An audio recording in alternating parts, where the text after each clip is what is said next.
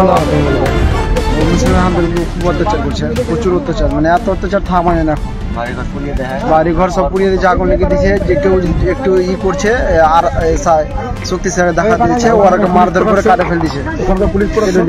Police প্রশাসন আসছে, মাঝে মধ্যে একটু পালিয়ে যাচ্ছে। পুলিশ সবাইকে তাড়িয়ে দিচ্ছে, বাড়ি ঘর সব আগুন লাগিয়ে পুড়িয়ে দিয়েছে। কিছু নাই, বাড়ি ঘর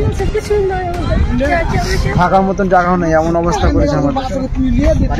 বাড়ি কোথায়? বাড়ি আপনার বাড়ি? বাড়ি হয়েছে বেদবনা।